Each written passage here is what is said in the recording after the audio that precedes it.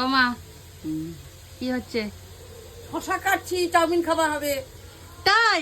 ও মাগো। কাকিমা কি করছো তুমি?